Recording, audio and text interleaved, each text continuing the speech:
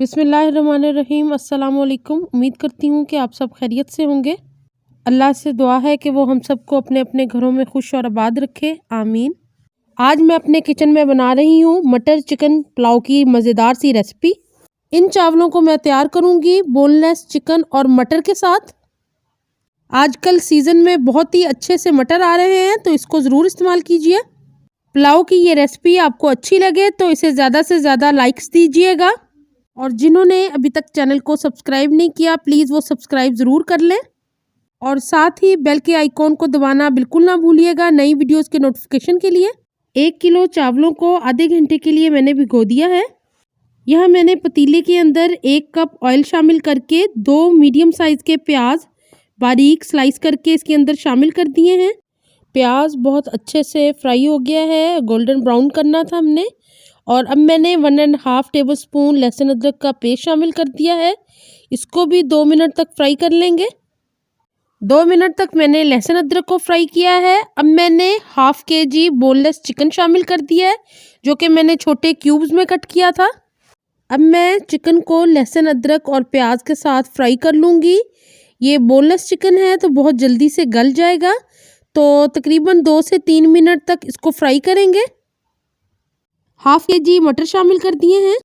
अब मैं मटरों को फ्राई कर लूँगी चिकन के साथ तकरीबन 2 से 3 मिनट के लिए, ताकि अच्छे से मटर भी फ्राई हो जाए। यह मैं काली मिर्च और गरम मसाला 1 टेबलस्पून शामिल कर रही हूँ, और नमक टेस्ट के मुताबिक। सारे मसालों को भी मैं चिकन और मटर के साथ अच्छे से फ्राई कर लूँगी। मसाले भी अच्छे से पक गए हैं और चिकन हमारा बिल्कुल गल चुका है। मटर को थोड़ा सा टाइम लगेगा। चिकन और मटर फ्राई हो गए हैं। अब मैं इसके अंदर पानी शामिल कर रही हूँ। आपके चावल जितना पानी लेते हो आप उसके हिसाब से शामिल कीजिएगा।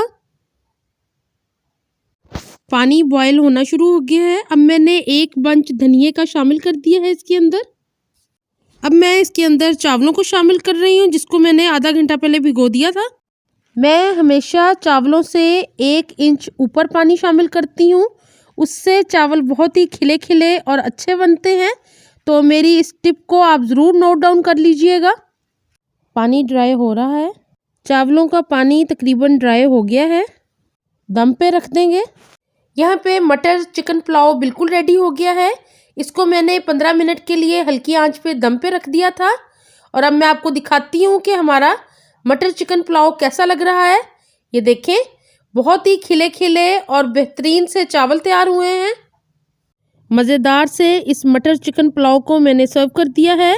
आप इसको एंजॉय करें सैलेड के साथ, घर के बने शामी कबाब के साथ। मेरे चैनल पे शामी कबाब की बहुत अच्छी सी रेसिपी है, उसको ज़रूर देखिएगा। इंशाल्लाह मैं लिंक भी शेयर कर दूँगी।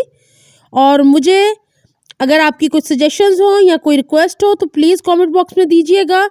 वीडियो अच्छी लगे तो लाइक ज़रूर कीजिएगा इस वीडियो को, और मुझे अपनी दुआओं में याद रखा करें। अपना बहुत ख्याल रखें। आइंदा भी अच्छी रेसिपीज़ के साथ आऊँगी। अल्लाह हाफिज़।